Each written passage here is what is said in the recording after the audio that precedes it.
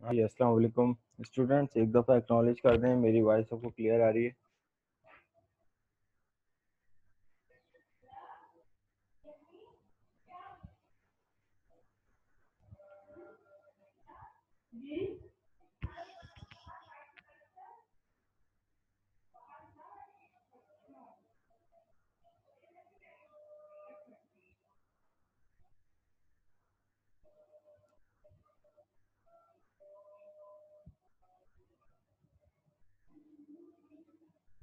चलो जी, ठीक है। अच्छा, एक नज़र देख लेते हैं प्रोग्रेस क्या चल रही है स्टूडेंट्स की।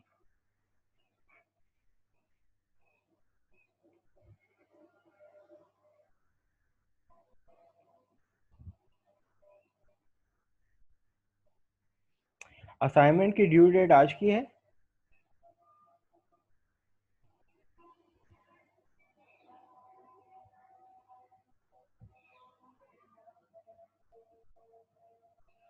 16 तारीख की थी।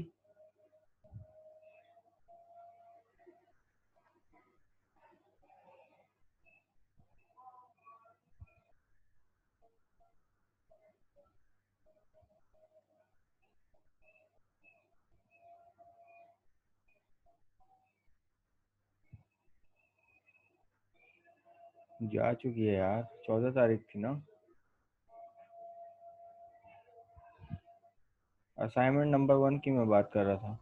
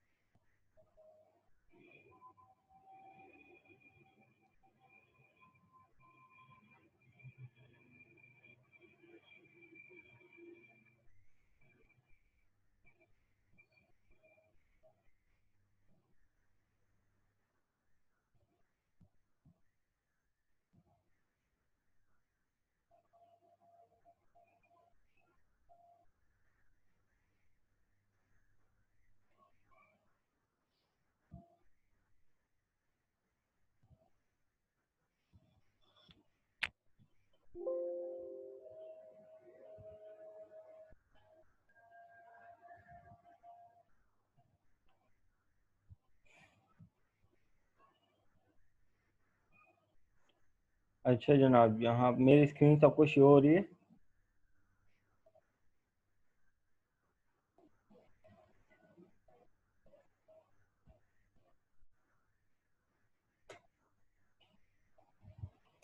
लैब नंबर 8 आप लोगों को मिल गई थी। टॉपिक क्या था, कोई भी बता दे भाई।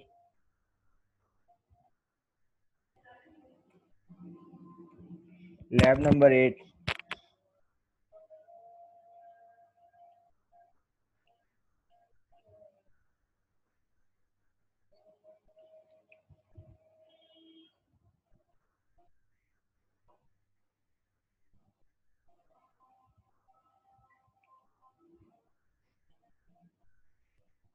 Access modifiers.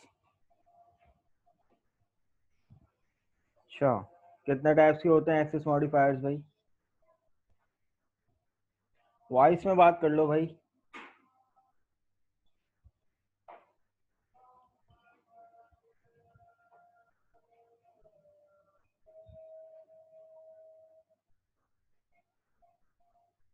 एक दफा अपने नाम और आईडी जरा चैट पे लिखो, सब लोग।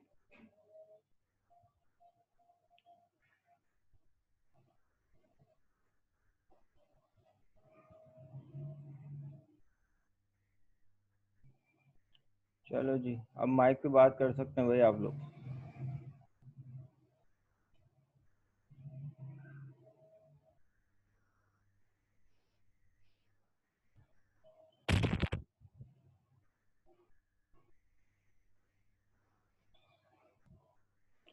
जी, असद शेख, आप कह रहे थे 5 किस्म के एक्सेस मॉडिफायर्स होते हैं, कौन कौन से?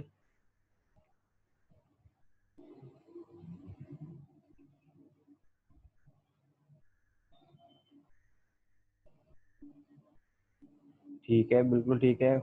Public, private, protected, internal, internal protected. Private और प्रोटेक्टेड में फर्क पता है किसी को? क्या फर्क है?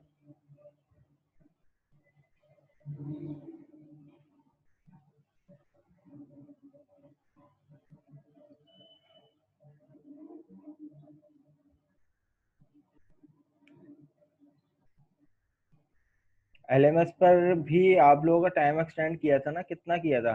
14 तारीख का किया था वहां पर भी।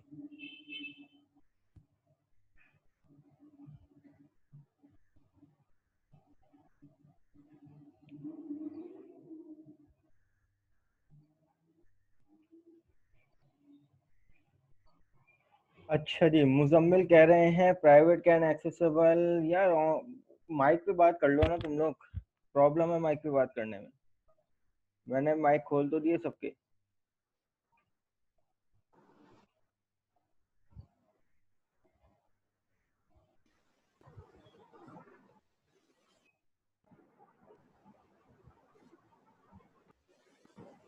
सर ये प्राइवेट और प्रोटेक्टेड जो है वो दोनों सेम ही है।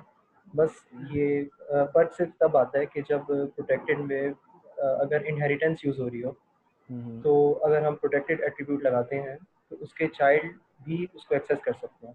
वैसे सेम है ये दोनों। सही है, वेरी गुड।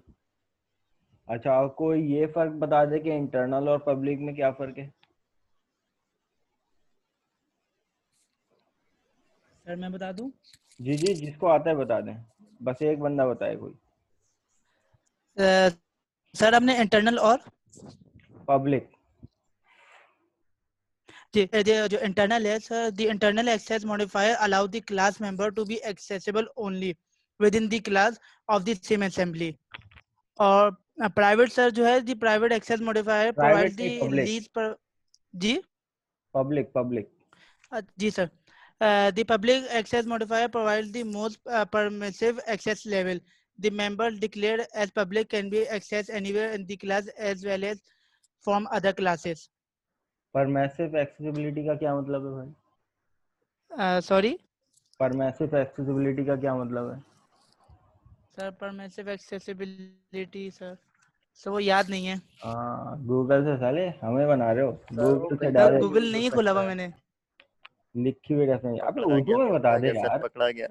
उर्दू में सर बता दे। गूगल नहीं है, मेरे पास अपने बुक पढ़ी हुई है सर, बुक उससे थोड़ा की सा बात देखा है, है। चलो बुक से ही अपनी ओन वर्डिंग में समझा दो, मुझे इंग्लिश नहीं आती।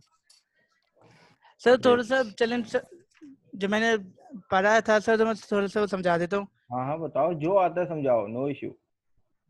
सर पब्लिक जो है सर, वो जो एक्सेस मॉडिफायर जो पब्लिक वाला है सर, वो मोस्ट स्पेसिफिक एक्सेस लेवल है। मतलब से वो डिक्लेयर होता है पब्लिकली, मतलब हम लोग सब, हर कोई देख सकता है पब्लिकली, हर किसी के लिए विजिबल होता है। तो इंटरनल भी हर क्लास में एक्सेसिबल होता है? सर वो तो होता है, मगर पब्लिक सर सिर्फ वो हर कोई देख सकता है, internal not everybody can see it. हाँ हाँ, स्कोप डिफाइन करो ना तुम। ठीक है, मैं तुम्हारी बात समझ गया, लेकिन और लोग नहीं समझे होंगे, और लोग दोनों सेम समझ रहे होंगे।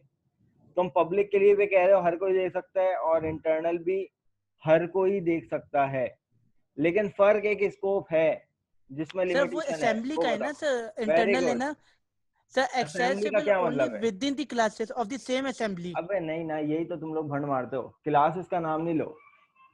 अपनी क्लास में अपनी क्लास से बाहर दोनों एक्सेसिबल होते हैं, सही है। जी इंटरनल भी sir. Outside the class accessible होता है और पब्लिक भी एक्सेसिबल होता है, लेकिन फर्क सिर्फ उनके अपने प्रोजेक्ट में होता है। इंटरनल अपनी असेंबली में, अपने प्रोजेक्ट में कहीं भी कितनी भी क्लासेस में एक्सेसिबल है। और यही काम पब्लिक का भी है, लेकिन पब्लिक आउटसाइड दी प्रोजेक्ट भी किसी और प्रोजेक्ट में भी एक्सेसिबल है, इंटरनल नहीं। ये फर्क होता है। तुम ठीक है लोग सर। जहाँ क्लास का नाम ले लेते हो ना, वहां पे तुम लोगों की डेफिनेशन गलत हो जाती है। Outside the class, inside the class, ये दोनों एक्सेसिबल होते हैं, जी सर। लेकिन इंटरनल सिर्फ अपने ही प्रोजेक्ट में रहते हुए मल्टीपल क्लासेस में भी एक्सेसिबल है और अपनी क्लास में भी एक्सेसिबल है। लेकिन पब्लिक अपने प्रोजेक्ट की किसी भी क्लास में भी एक्सेसिबल है और आउटसाइड दी असेंबली यानी प्रोजेक्ट में भी एक्सेसिबल है। ठीक है, ये है ठीक। Actual definition. ठीक है सर।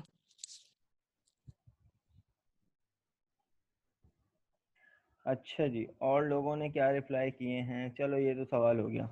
अब सेम हेयर अगर मैं बात करता हूँ इंटरनल प्रोटेक्टेड की, तो अब इजी हो गई सबके लिए डेफिनेशन। कौन बताएगा भाई इंटरनल प्रोटेक्टेड?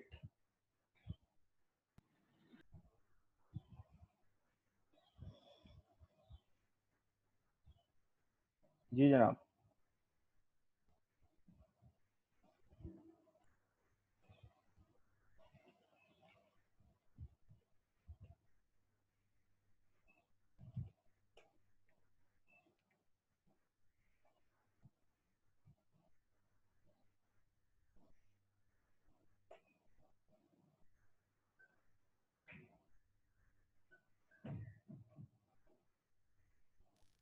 एनीवन?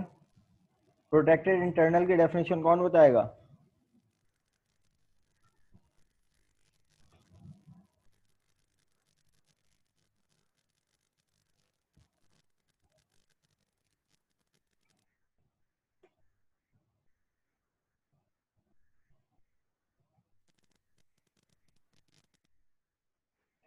समीर कह रहे हैं मींस उसके सब चाइल्ड उस प्रोजेक्ट के अंदर ही यूज उसे यूज कर सकते हैं। बिल्कुल ठीक है। प्रोटेक्टेड का मतलब प्रोटेक्टेड की डेफिनेशन, अगर इनहेरिटेंस हो गई तो क्लास से बाहर निकल सकता है वरना अपनी क्लास में रहेगा। और इंटरनल का मतलब अपनी होल असेंबली में ये तमाम चीजें होंगी, आउटसाइड दी असेंबली नहीं होंगी।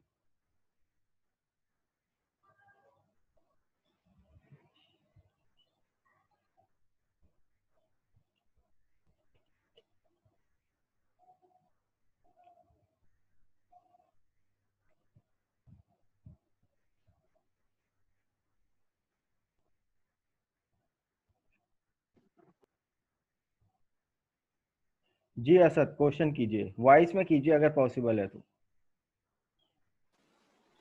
सर मैं ये कह रहा था कि इंटरनेट प्रोटेक्टेड में अगर वो अपनी पूरी असेंबली के अंदर एक्सेसिबल है तो प्रोटेक्टेड का क्या फ़ायदा है? अब नहीं फिर नहीं नहीं फिर तो नहीं, ज़ाहिर ये सी नहीं बात है कहा, ना कि नहीं नहीं अगर नहीं, देखो मेरी बात सुनो, यही मैं तुम्हें रोक दूंगा। देखो, ये नहीं कहा कि अपनी ही पूरी असेंबली में कहीं भी एक्सेसिबल है। कहीं भी एक्सेसिबल तब है जब वो प्रोटेक्टेड मेंबर की क्लास किसी और से इनहेरिट है, तब कहीं भी एक्सेसिबल है अपनी असेंबली में, वरना वो किसी एक ही क्लास में प्राइवेट की तरह वर्क करेगी। अच्छा, समझ गया सर। जी। ठीक।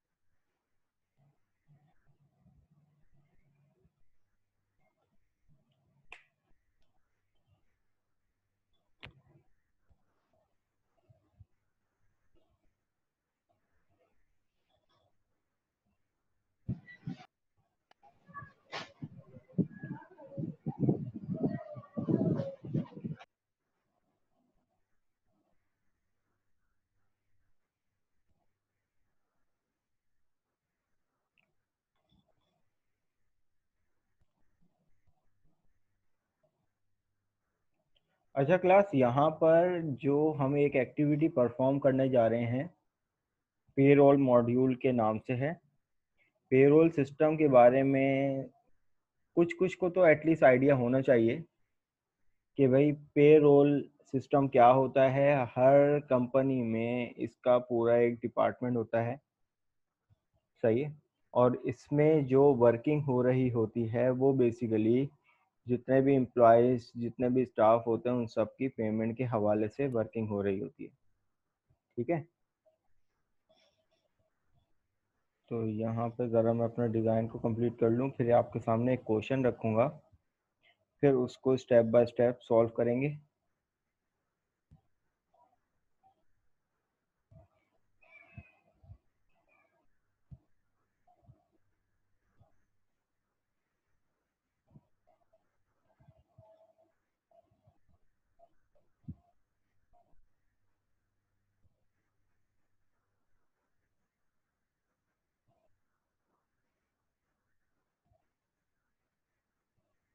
और यहाँ पर अपनी आसानी के लिए उनका नाम दे देते हैं। ये आ जाएगा ID अंडरस्कोर टेक्स्ट बॉक्स 1। ये आ जाएगा नेम अंडरस्कोर टेक्स्ट बॉक्स 2। ये आ जाएगा डेजिग्नेशन अंडरस्कोर टेक्स्ट बॉक्स 3। ये आ जाएगा बेसिक पे अंडरस्कोर टेक्स्ट बॉक्स 4। ये आ जाएगा कन्वेंस अलाउंस CA अंडरस्कोर, और ये आ जाएगा मेडिकल अंडरस्कोर। ये आ जाएगा हाउस रेंट HR अंडरस्कोर। ये आ जाएगी ग्रॉस सैलरी।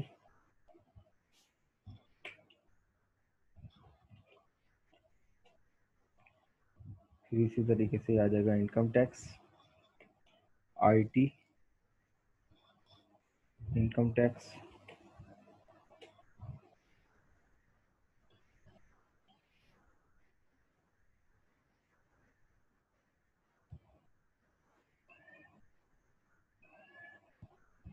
अच्छा जी, सैयद फैजान क्या कह रहे हैं भाई? सर वो अलाउंस होता है, आपने SIS लिख दिया। किसको भाई, किसकी बात कर रहे हो आप?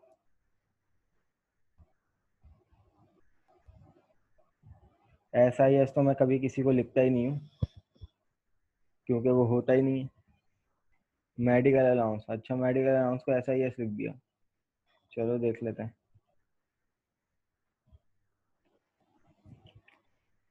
Net payment underscore, medical allowance को क्या कर दिया मैंने, सही तो है। SIS का क्या मतलब, नहीं समझा था। सर वो एस लगाया हुआ ना आपने? कहाँ लगाया हुआ है मैंने एस? नहीं सर, वो बस छोड़े, स्पेलिंग मिस्टेक थी, वो बता रहा था। अच्छा ठीक है भाई। अब यहाँ पर एक अदद जो है वो हमने एक आपके सामने यूज़र इंटरफेस बना दिया। अब आपके सामने एक्चुअल जो क्वेश्चन है वो रख रहा हूँ। देखें, ये विंडोज विनफॉर्म सी शार्प सबको नज़र आ रहा है? अच्छा, इसमें एक अदद क्वेश्चन है, और उस क्वेश्चन में जो पहली लाइन है उसमें लिखा हुआ है कि take input from user as employee ID, employee name, employee designation and employee basic pay. तो यहाँ से देख कर तो ये पता चल रहा है कि भाई ये चार जो है वो तो यूजर से इनपुट लेना है, लेकिन हमने ये तमाम चीजें क्यों बनाई हैं? यानी ID, नेम, डेजिग्नेशन और बेसिक पे, ये तो यूजर से इनपुट लेने हैं। बाकी इन सब का क्या है? इसमें भी तो हम लोगों ने टेक्स्ट फील्ड लिखे हैं, इसमें भी तो यूजर से इनपुट आएगा। तो देखो, सबसे पहले तो ये देखोगे भाई पेरोल सिस्टम होता क्या है। पेरोल सिस्टम वो सिस्टम होता है जिसमें तमाम लोगों की सैलरीज जनरेट हो रही होती हैं। सही है। पेरोल सिस्टम वो होता है कि जैसे कि अगर इंशाल्लाह ताला कल को आप लोग इंटरव्यू में सेलेक्ट होते हो, तो इंटरव्यू में सेलेक्ट होने के बाद आप लोगों से पूछा जाता है कि भाई हाँ भाई कितनी सैलरी लोगे, डिस्कस कर लें। तो फिर क्या होगा, वो जो आप लोगों से जो सैलरी डिस्कस करते हैं वो आप लोगों की बेसिक सैलरी होती है। सही है। कंपनी जो आपको सैलरी ऑफर करती है कि भाई इस काम के इतने पैसे होंगे, सही, तो वो बेसिक पे होती है। अब उस बेसिक पे में कंपनी का के कुछ रूल्स होते हैं कि भाई इस पे इस बंदे को इतना कन्वेंस अलाउंस मिलेगा, इतना परसेंट इसको मेडिकल मिलेगा, इतना परसेंट उसको हाउस रेंट मिलेगा। सही है। अब ये इतना परसेंट किस चीज का परसेंट, वो परसेंट आपका बेसिक सैलरी का परसेंट होता है। अब फॉर एग्जांपल यहाँ पर मैं मुजम्मिल से अगर डिस्कस करता हूँ, भाई मुजम्मिल कितनी सैलरी लोगे, मुजम्मिल ने अपनी भी बता दी, तो हमने उसको जो ऑफर की फॉर एग्जांपल 40,000, हमने कहा तुम्हें 40,000 हम पे करेंगे। अब ये 40,000 मुजम्मिल की बेसिक सैलरी है। अब फॉर एग्जाम्पल अगर हम यहाँ पर देखो लिखा हुआ है after that calculate the allowance on the basis of basic पे। मुजम्मिल से डिस्कशन हो गई कि भाई मुजम्मिल को 40,000 रुपए मिलेंगे, ये कैलकुलेट हो गई 40,000। अब उस 40,000 पे कुछ कंडीशन है। देखो अगर मुजम्मिल की पे बेसिक पे 40,000 से ज्यादा या 40,000 होती है, ठीक है, तो इस पर कन्वेंस अलाउंस इसको कंपनी देगी 40%, मेडिकल इसको मिलेगा 30% और हाउस रेंट मिलेगा इसको 20%। अब ये किस चीज का 20%, ये जो इसकी बेसिक सैलरी तय हुई है उसका 40, 30 और 20% इसको मिलेगा। अब फॉर एग्जाम्पल यहाँ पे अगर बात की जाती है मुजम्मिल को 40,000 सैलरी मिल रही है, तो 40,000 का 40% 16,000 होता है, तो 16,000 भी इसमें ऐड हो जाएगा। 40 में 16 ऐड हो जाएगा, कितना हो जाएगा, 56 हो जाएगा। फिर मेडिकल अलाउंस 30% 40,000 का कितना होता है, वो होता है 12,000। 12,000 भी 56 में ऐड हो जाएगा, तो भाई ये हो जाएगा 68। ठीक है, 68 बन गई सैलरी। फिर हाउस रेंट इसको कितना मिलेगा, इसको 20% इसकी बेसिक सैलरी का मिलेगा, तो 40,000 का 20% कितना होता है भाई, 8,000। तो 68 में 8 प्लस कर दो, तो भाई अब जो इसकी सैलरी टोटल बनी है वो 76,000 हो गई है, और वो सैलरी कहलाती है उसकी ग्रॉस पे। क्या कहलाती है, ग्रॉस पे।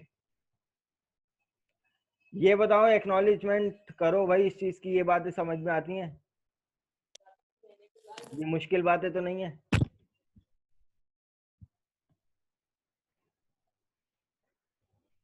ठीक है। अब यहाँ पर तो ये एक कंडीशन हुई है ना, और एक कंडीशन के मुताबिक जो है वो ग्रॉस पे आ गई। अब अगर हम लोग इसी कंडीशन के मुताबिक अगर बात करें, तो अगर ग्रॉस पे मुजम्मिल की 60,000 से के इक्वल या 60,000 से बड़ी होती है, तो मुजम्मिल को इनकम टैक्स पे करना पड़ेगा अपनी ग्रॉस सैलरी का 3%, जो कि इसकी ग्रॉस सैलरी 76,000 में से डिटेक्ट होके जो उसकी फिर अमाउंट बनेगी उसको कहते हैं नेट सैलरी। ये बताओ, ये बात किसको समझ में नहीं आई।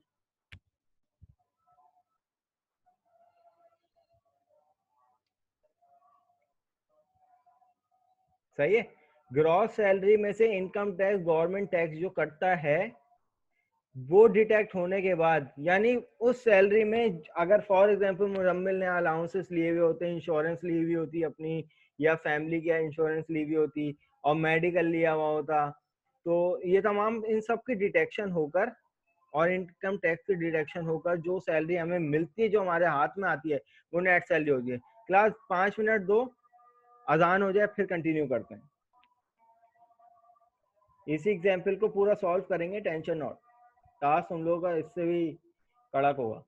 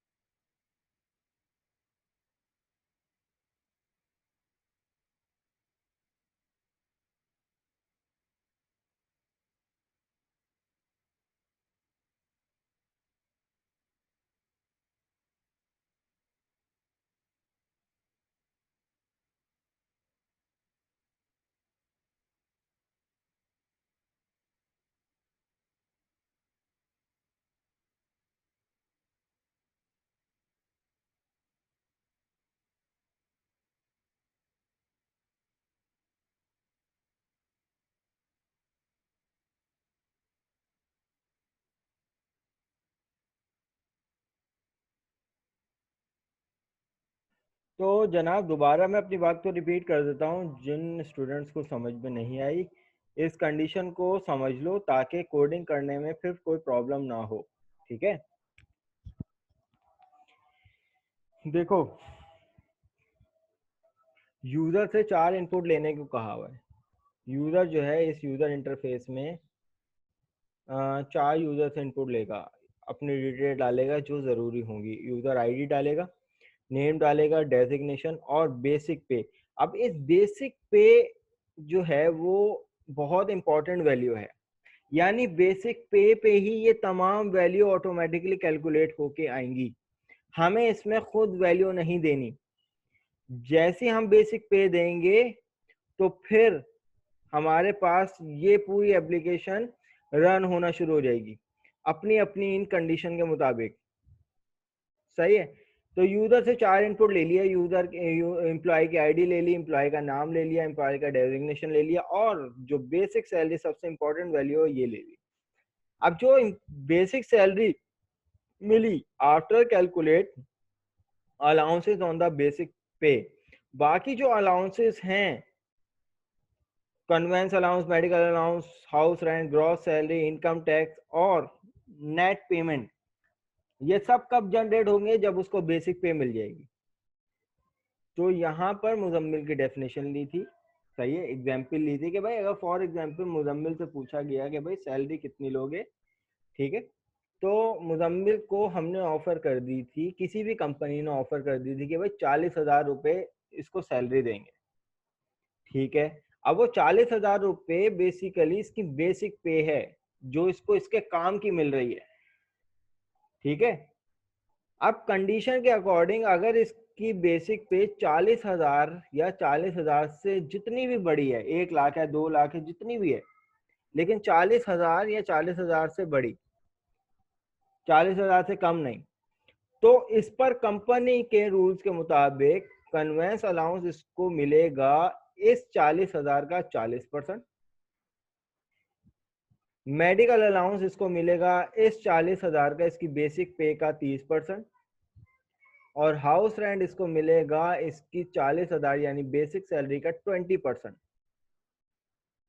ठीक है, और ये सब अपना अपना कैलकुलेट होके इसमें ऐड हो जाएगा, और जो 76,000 जो इसकी पे बन रही थी वो अब उसकी होगी gross pay. Then add all the allowances with the basic pay and calculate the gross pay. House rent यानी कन्वेंस अलाउंस 40% का मतलब 40,000 का 40% 16,000 होता है, 16,000 इसमें ऐड हो गया। 30% कितना होता है 40,000 का? 12,000, 12,000 इसमें ऐड हो गया, 68,000 हो गए। ये जो होता है ये 8,000 होता है 40,000 का, 8,000 भी इसमें ऐड हो गए, तो 76,000 जो है वो इसकी ग्रॉस सैलरी हो गई। अब ये ग्रॉस सैलरी में भी इन्होंने मजीद कंडीशन लगा दी कि अगर ग्रॉस सैलरी 60,000 या 60,000 के इक्वल है तो इसको इनकम टैक्स देना पड़ेगा 3% अपनी सैलरी का। सही है, अपनी सैलरी का 3% इसको इनकम टैक्स देना पड़ेगा, और वो टैक्स इसकी ग्रॉस सैलरी से डिटेक्ट होके फाइनली आपको कैलकुलेट करके देगी आपकी नेट सैलरी। सही है, when you minus the income tax from gross पे, ठीक है, you will get the net salary. अब बताओ किसको समझ में नहीं आई?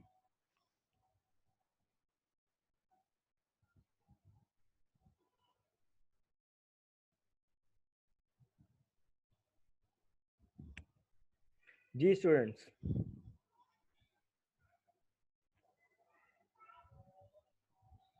ठीक है, अब इसी तरीके से फिर ये वाली कंडीशन हो जाएगी, अगर किसी की भी सैलरी जो है वो 30,000 से बड़ी है, यानी with in the range of 40 और 30, 40,000 से छोटी, 30,000 से ग्रेटर और 30,000 के इक्वल, तो उसको उसकी बेसिक सैलरी का 35% उसमें ऐड हो जाए, मेडिकल अलाउंस इसका 30,000 का 25% इसमें ऐड हो जाए, हाउस रेंट 15% ऐड हो जाए, तो वो इसकी ग्रॉस सैलरी बनेगी। अब वो ग्रॉस पे अगर 50,000 या 50,000 से ग्रेटर 60,000 से कम है तो उस पे इनकम टैक्स लगेगा 2%। और 2% ग्रॉस पे का कैलकुलेट होकर डिटेक्ट होकर ग्रॉस पे से नेट सैलरी जनरेट करेगा। अब क्लास तीसरी वाली कंडीशन जो है वो क्या है, वो गरीबों के लिए है, ठीक है, हम जैसे गरीबों के लिए, कि भाई अगर किसी की पे जो है वो 30,000 से कम होती है, अगर किसी की पे 30,000 से कम होती है बेसिक पे, तो भाई उसको कन्वेंस अलाउंस 3,000 मिल जाएगा, ये फिक्स है। 3,000 नॉट 30,000, 3,000। मेडिकल अलाउंस उसी की सैलरी में 2,000 ऐड हो जाएगा और 1,000 जो है वो ऐड हो जाएगा, यानी 6,000 ऐड होकर उसकी ग्रॉस सैलरी बना देंगे। और ऐसे बंदे पर कोई इनकम टैक्स नहीं लगेगा, डायरेक्ट जो उसकी ग्रॉस पे आएगी वही उसकी नेट सैलरी। क्लियर? अब आ जाओ ये विंडोज फॉर्म पे इम्प्लीमेंट कैसे करना है। विंडोज फॉर्म के भी लवाजमात हैं कि भाई मैं यहाँ पर अपनी एप्लीकेशन को जब रन करता हूँ तो मेरे पास कुछ इस तरह से एप्लीकेशन चलेगी। मैंने यहाँ पर फॉर एग्जांपल कुछ वैलिडेशन भी लगानी है कि जब तक आईडी नहीं दूंगा तो उस बंदे का पता ही नहीं चलेगा, तो आईडी के लिए रिक्वायर्ड फील्ड लगा दूंगा। अगर आईडी नहीं दूंगा तो ये मुझे किसी और टेक्स्ट फील्ड पे जाने ही नहीं देगा। तो यहाँ पे फॉर एग्जांपल आईडी ले लेते हैं, यहाँ पर नेम दे देते हैं, ठीक है, इसी तरीके से डेजिग्नेशन दे देते हैं ABC, ठीक है, और सैलरी भी यहाँ पर। अब देखो जैसे ही मैं यहाँ पर कोई भी सैलरी लिखता हूँ, कितने लिखी, 40,000, जैसे ही मैं इस पे लिखूं तो ऑटोमेटिकली यहाँ पर तमाम की वैल्यू कैलकुलेट होके आ जाए कि भाई 40,000 की अगर सैलरी है तो उसका कन्वेंस अलाउंस कितना जनरेट हो जाएगा, मेडिकल अलाउंस कितना होगा, हाउस रेंट कितना हो जाएगा, वो तीनों इसी के अंदर ऐड होके उसकी ग्रॉस सैलरी कितनी बन जाएगी, उसका इनकम टैक्स कितना लगेगा, लगेगा भी या नहीं लगेगा, और फिर इनकम टैक्स ग्रॉस सैलरी से डिटेक्ट होके नेट पेमेंट बनाएगा। मुझे ऐसा चाहिए, ठीक है। तो भाई यहाँ पर किसी भी टेक्स्ट बॉक्स पे कुछ ना कुछ लिखने का भी कोई ना कोई इवेंट होता है या नहीं। अगर आपको याद हो हमने लैब नंबर 1 या 2 में ये बात की थी कि जब साइन अप पैनल जब बनाना बताया था आप लोगों को, तो उसमें एक काम ये किया था, पासवर्ड और रीटाइप पासवर्ड में खेला था। सही है कि अगर हम टेक्स्ट बॉक्स में पासवर्ड की वैल्यू मैच कर रहे थे रीटाइप पासवर्ड में, जब हम लोग कुछ लिख रहे थे तो जब तक के मैच नहीं हो रहा था तो लेबल में लिखा हुआ आ रहा था कि भाई पासवर्ड नॉट मैच। लेकिन जैसे ही हम वो वाली वैल्यू दे रहे थे जो पासवर्ड की टेक्स्ट फील्ड से मैच हो रही थी, तो वो लेबल में लिखा हुआ आ रहा था कि भाई पासवर्ड मैच। तो वो लिखने पे आ रहा था ना, टेक्स्ट बॉक्स पे जो लिख रहे थे। तो इसका इवेंट क्या होता है ये भी देखते हैं, ठीक है। तो पहले वैलिडेशन से स्टार्ट करते हैं कि भाई यहाँ पर कुछ वैलिडेशन चाहिए, नाम भी रिक्वायर्ड है, नेम भी रिक्वायर्ड है, बेसिक सैलरी भी रिक्वायर्ड है, डेजिग्नेशन दो या ना दो जो भी है, ठीक है। तो कुछ वैलिडेशन पर्पस इस्तेमाल करते हुए फिर अपनी कैलकुलेशन पे आएंगे। तो स्टार्ट करते हैं।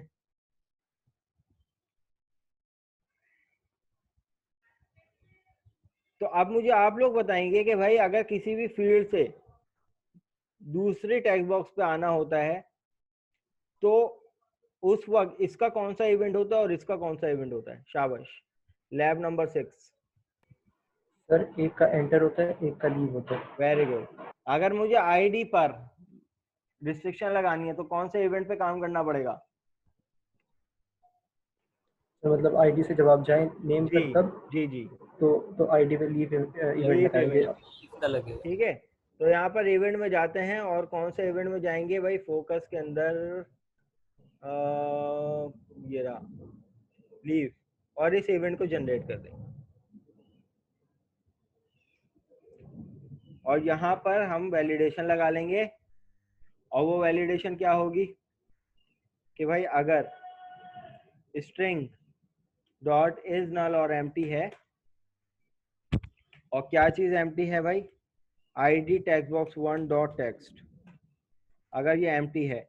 अच्छा तो भाई यहाँ पर एरर प्रोवाइडर भी हमने यूज करने हैं, तो मैं टूल बॉक्स में जाकर एरर प्रोवाइडर एक इधर लगा दूंगा, ठीक है, और इसी तरीके से एक एरर प्रोवाइडर इधर लगा दूंगा, एक एरर प्रोवाइडर इधर लगा दूंगा, और एक एरर प्रोवाइडर जो है वो नेट बेसिक पे लगा दूंगा। तो 4 एरर प्रोवाइडर हो गए, एरर प्रोवाइडर 1,